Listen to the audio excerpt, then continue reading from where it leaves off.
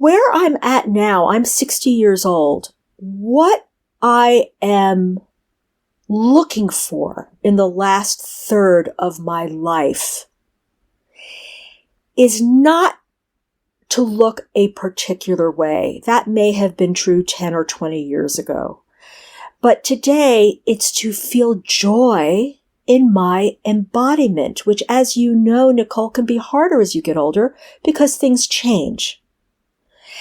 Health, freedom, joy, ease. That's what I'm after.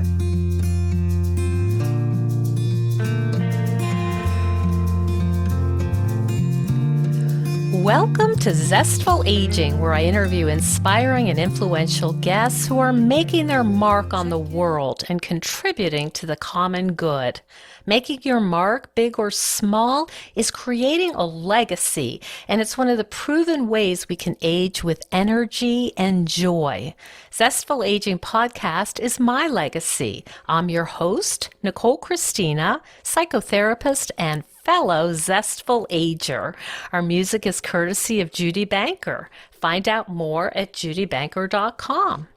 And to find out more about this podcast, my web courses, and other offerings, hop on over to zestfulaging.com. And while you're there, sign up for my email newsletter, The Insider, where you will get behind-the-scenes looks at my interviews and other fun tidbits. Well, as always, I've got my little loyal Jack Russell Sparky right beside me, so let's begin.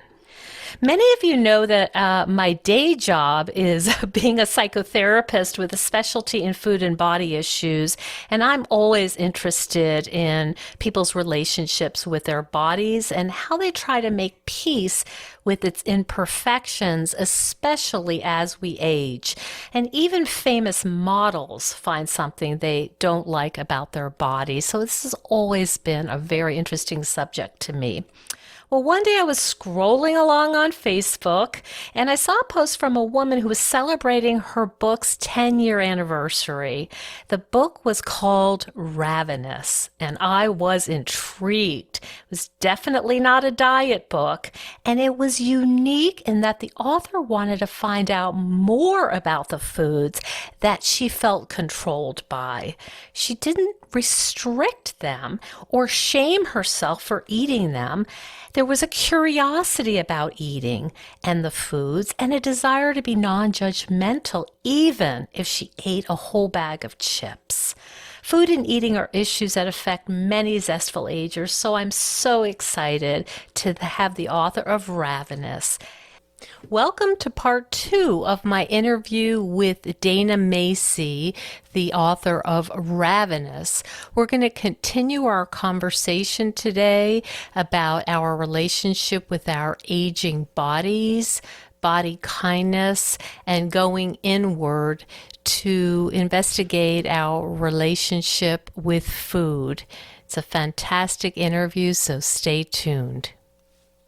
Where I'm at now, I'm 60 years old. What I am looking for in the last third of my life is not to look a particular way. That may have been true 10 or 20 years ago. But today, it's to feel joy in my embodiment, which, as you know, Nicole, can be harder as you get older because things change. Health, freedom, joy, ease. That's what I'm after. And I know that when my weight is within, let's say I give myself a various 10-pound range. When it's within this range, I'm good. I move through the world. My knees don't hurt. My ankles don't hurt. My yoga practice is easier. When I'm not within that range, life gets harder. So my goals have changed. My goals are for health and ease and joy. And that's what I think is available for everybody. You may need helpers on the way. I certainly have had many helpers along the way, whether it's been my therapist, or a nutritionist, or an intuitive medicine counselor, or massage therapy, lots and lots and lots of yoga. My way in to this inquiry was a combination of necessity of body, mind, and spirit. It was not just an inquiry of mind. You know what word comes to me, and maybe this is one that we've already said and is obvious, but there's an invitation. And that is the opposite of a diet. That is the opposite of counting calories. It's actually going the other direction and being open. You use the word spacious, but there's an inviting. And one of the things that I suggest clients ask themselves when they have binged or overeaten to discomfort is, what do I really need? What is it that I really need? Because rice chips aren't going to fill a hole that rice chips can't fill, right? Mm-hmm. I mean, they can Mm-hmm. only kind of fill that, boy, I'd like something crunchy and salty. But that's probably not what you're up to when you eat a whole bag. And so the inquiry that I like to kind of invite my clients to think about is, what do I really need? And that opens, then we start like peeling off layers of longing and that desire, longing, craving. It is important to be a warrior for yourself. We are surrounded, those chips that we keep talking about, they are engineered to make you want them and to make you want more. Mm-hmm. There are food scientists that earn a lot of money, whose job it is to create food that you can't resist. So, it's not like there's a mystery to why these foods are so compelling. It's bliss point. I mean, this, as you say, there's a sort of orgasm. Absolutely. You're put in a scanner and some of the, and fed sugar. Oh, that's the bliss point, not more, not less. And that's what we're going for. There is an orgasmic quality sometimes to a binge. And I understand. I mean, there is, I'm not a brain scientist, but there must be like an uptake of serotonin or something. I would need to speak to a brain scientist, but I'm sure that there are, neurotransmitters that go on and they're going like bing, bing, bing, bing, bing. So, it is completely understandable. But it's what you do with what you've done and where you go from there. And one way I often start teaching a yoga class is to sit in a comfortable position. For some people, that will be a chair. For some people, that might be on the floor, cross-legged with a bolster underneath your bum, or it could be in Virasana, whatever yoga pose is comfortable for you to sit in. And I place one hand on my heart and one hand on my belly. And I breathe in through the nose and out through the nose and in through the nose and then out through the mouth. So you can, that is less important than the depth of the breath in and a slightly longer exhalation out. And within one or two breaths, first of all, you will immediately begin to calm down. So if you've gone through a binge, this is something that you can just, it's sort of like is something that helps you freeze frame and stay in the moment, hand on heart, hand on belly, deep breath in, deep breath out. And what often comes up for me, well, first of all, what often I'm aware of is tightness. There's a kind of clenching. And I take a deep breath in again and a deep breath out again, and things begin to relax. And the layers around the body begin to kind of melt a little bit. in yoga. There's a system of koshas that are, the outermost levels moving all the way into the energetic body. Not to get too esoteric, but the calmer you get, the more in touch with your inside out you can be. And what I often find when I do that is sadness. Sadness in my heart. My eyes sometimes begin to well up. And food is comfort, So there's a reason why we go towards food. Food should be embraced. Food should be loved. Food is not the enemy. We just need to understand what our relationship is with the food we eat, what foods bring us into greater health, what foods take us away from greater health, and find the portions that are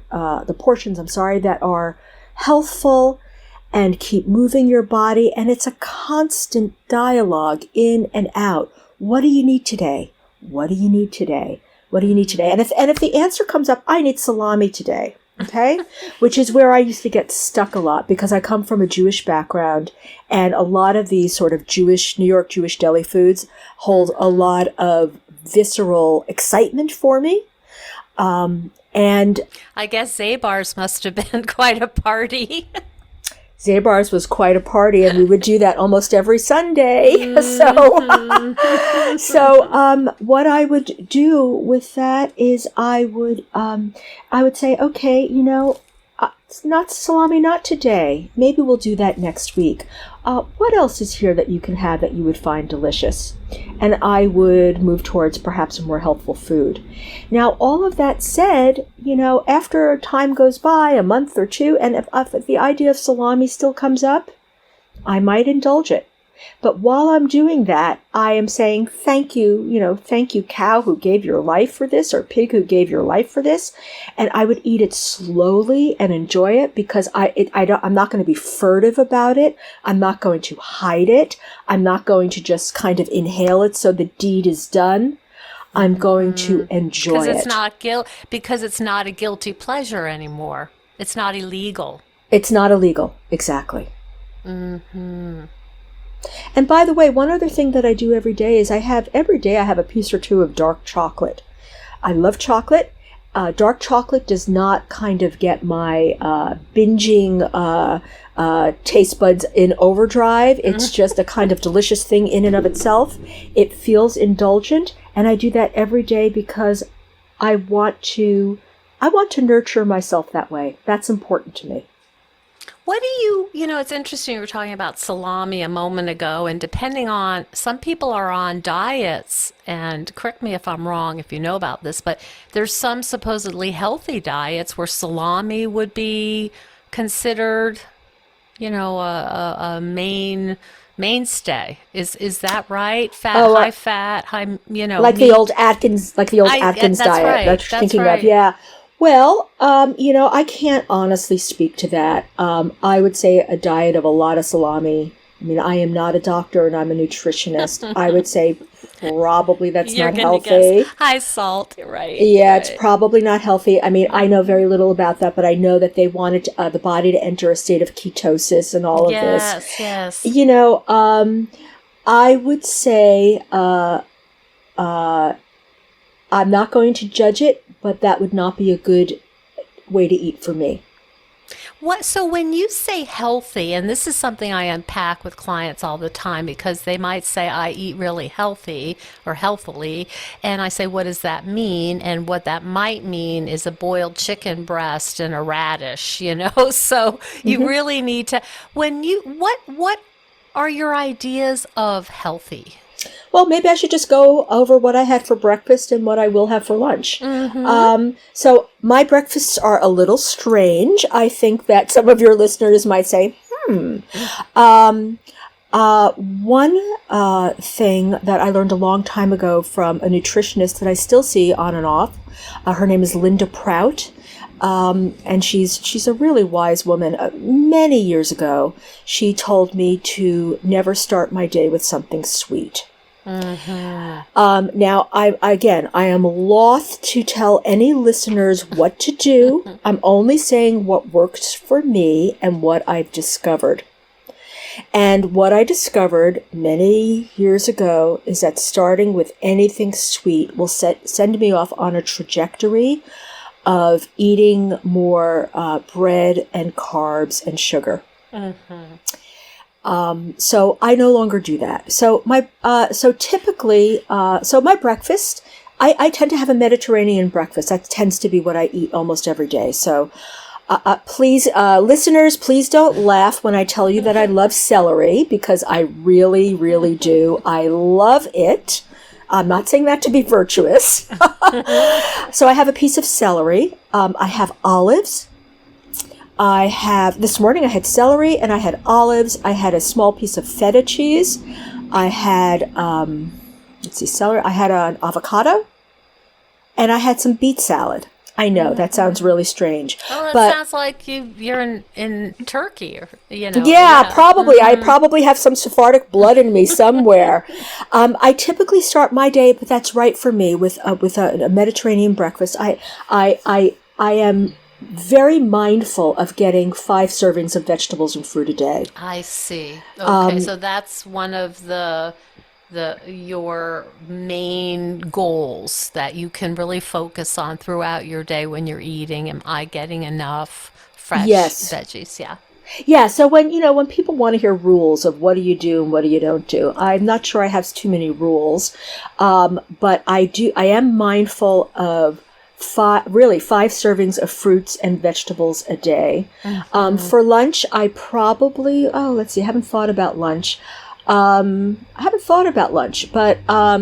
it might be a piece of fish and excuse me, and some sautéed vegetables, and that probably will be it. And then for dinner, my husband and I are actually going out to dinner tonight, which is amazing.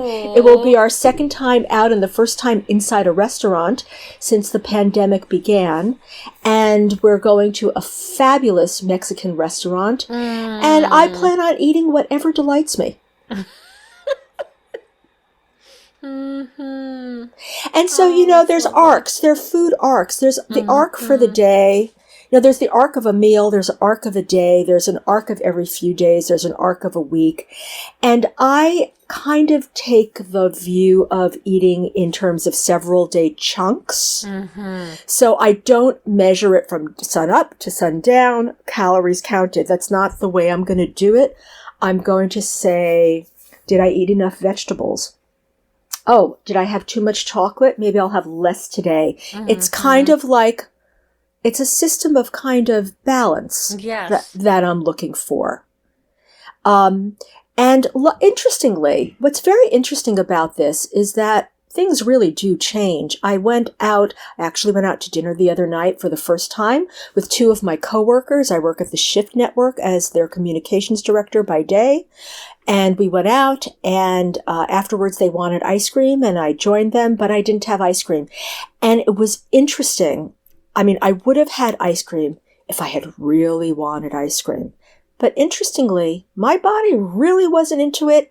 I did a scan, didn't want it, passed it, they ate it. I didn't feel jealous, but these are practices that take time, but they can become habit after a while. I think the difference is that you weren't denying yourself. It's very different, right? To say, but it's not on my diet. I can't have it, rather than I could have it and I might have it tomorrow, but it's not really, for whatever reason, it's not really doing it for me right now.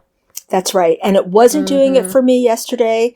And I bought some ice cream actually for my husband. So it's here at home. And he's had some. And it's been sitting in the refrigerator or the freezer for a week because I haven't been compelled by it. Now, I might handle that differently if ice cream was a trigger food for me. It happens not to be. I have other things that can trigger me. I mean, salami can still trigger me. I know that if I bring salami into the house, it will not last the day. So I know that about my habits. And so I don't bring it in very often. But when I do, I kind of make an event of it. Yeah. That's, and that just echoed some of the things that you're describing, or just echo through the literature on mindful eating.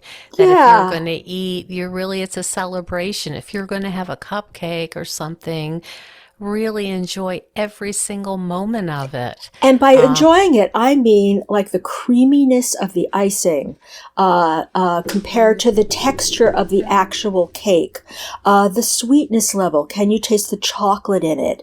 Are there other ingredients in it? Can you taste? Going back to Ed Brown in the book, I went to a lecture he gave at UC Berkeley. This is many, many years ago. And I called it the potato chip meditation, where he hands out a potato chip in a Dixie cup. One potato chip, one Dixie cup, 100 people. And we're all sitting there with our, Dixie cup, and my eyes were rolling. I'm like, oh, another one of these mindfulness exercises.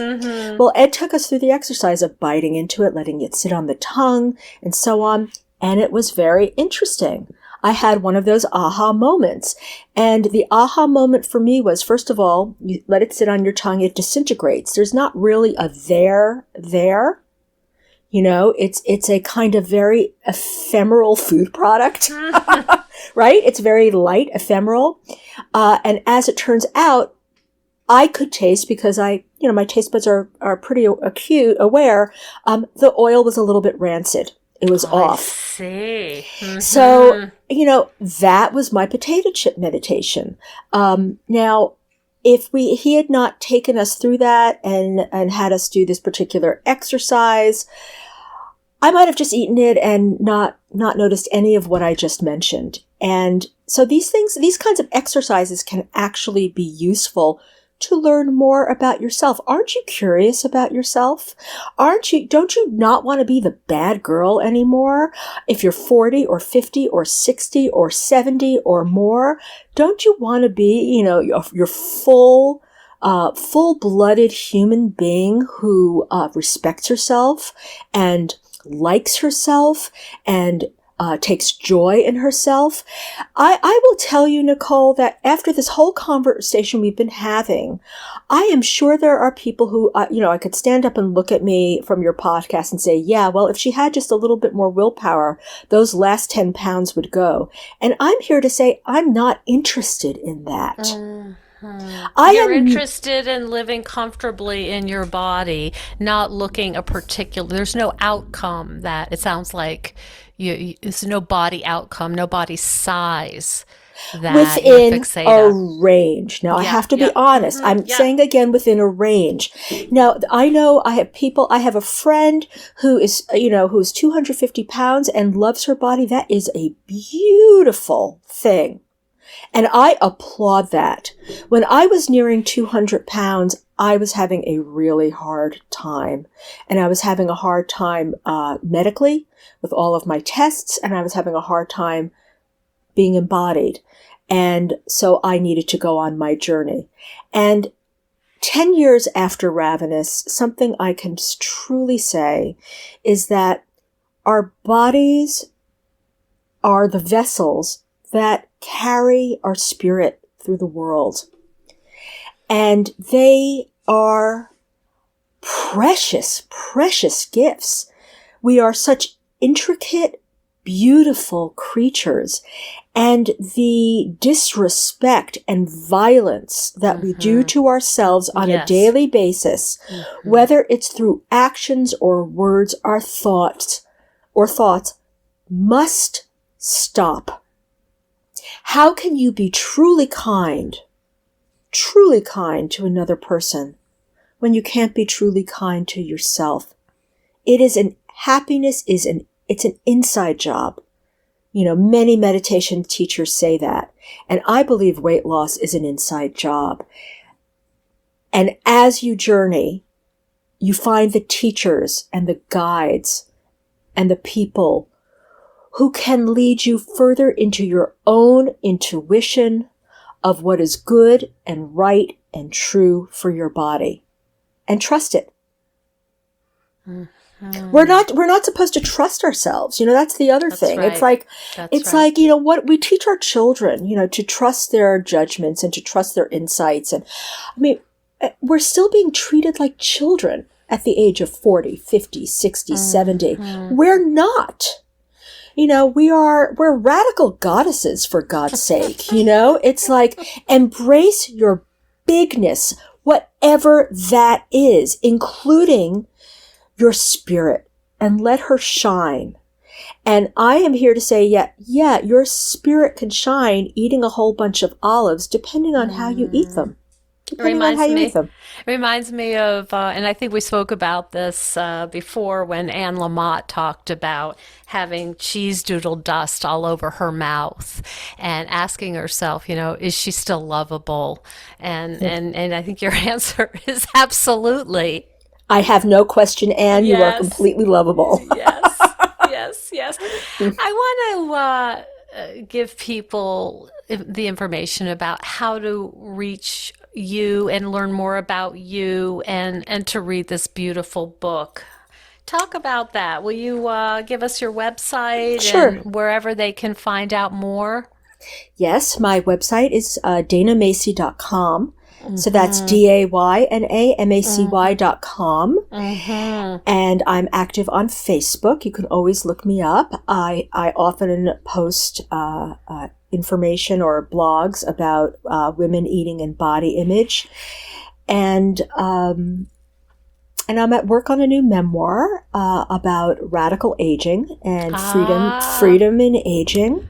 Oh boy. And I encourage everyone listening to be a warrior for yourself. Love yourself like you would a baby. Be fierce in your journey to believing yourself, to believing your inner light, to believing that you can find within yourself balance, health, and ease, because it's there. But you need to journey towards it. You need to be curious about yourself. You need to inquire about yourself with a beginner's mind, with a kind mind, with a loving mind. Find the people along the way who can help you. Find the people who make you take a big, deep breath, not the people who make you feel tight and collapse in on yourself, and with whom you have to buy something in order to excel at something. You don't need that. You need to find the guides in your life who can bring you to greater contentment, balance, and ease.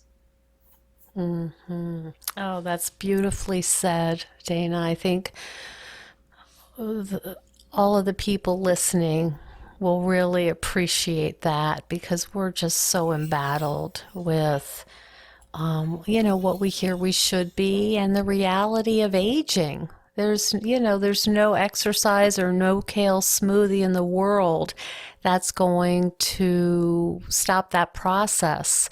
And our bodies do change. And how do we be with our bodies tenderly? And that's, I think, part of what you're saying.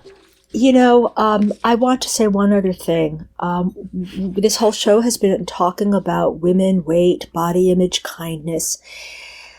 The energy that we devote in terms of our time, I do this less now than when I was younger, but the energy with which many people, quote, fight this battle, and I'm here to say it's not a battle, it's a journey.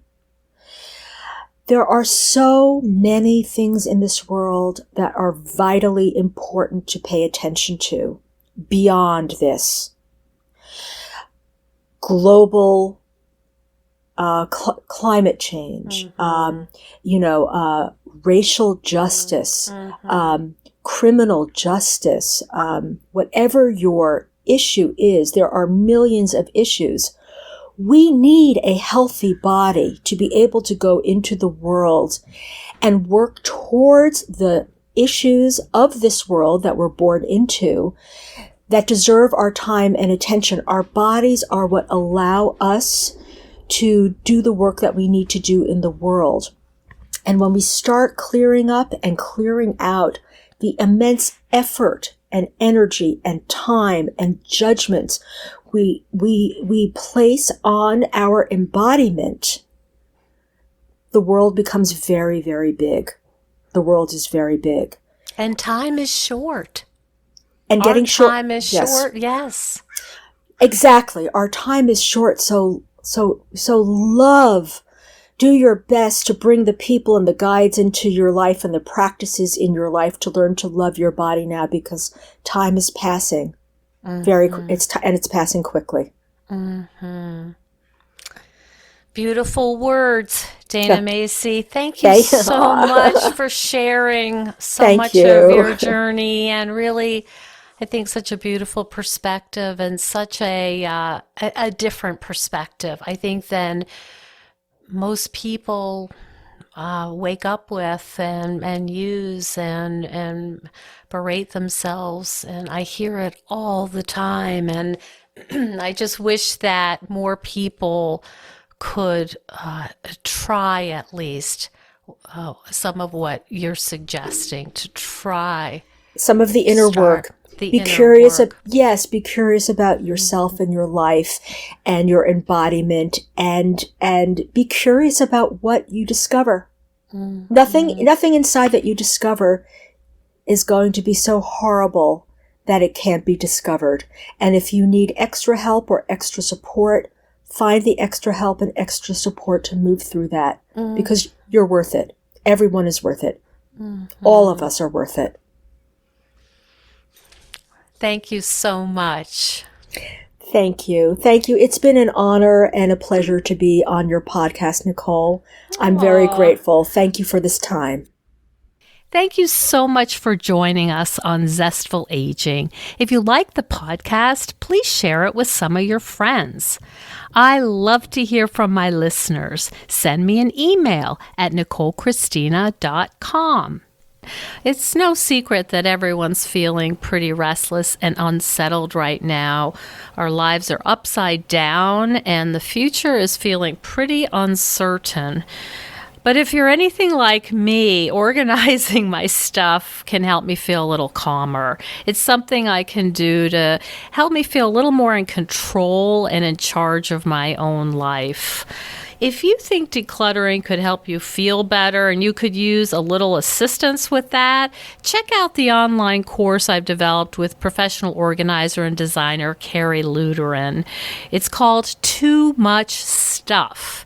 And Too Much Stuff is different from other courses or articles or guidance you may have used up. We give you clear steps to deal with the clutter and the tools to help you face the overwhelming feelings and the emotions that come up when we're going through our clutter. And a lot of those emotions are just feeling anxious or guilty or just basically flooded with a lot of different confusing feelings. The course is really practical. It's realistic. The lessons are short and punchy, and they're really manageable. We're not trying to set you up for some long exploratory, super in-depth, burdensome experience. We want something really helpful for you right now. We all need help with our anxiety. So being surrounded by more calm and less chaos can really help. So now's a good time to clear out the clutter so we can focus on what's really important in our lives. So find out more at zestfulaging.com. You'll see more about this under the web courses tab. If you have any questions, just shoot me an email at zestfulaging@gmail.com. Thanks so much. And stay tuned next week for another interview with a fascinating and inspiring guest.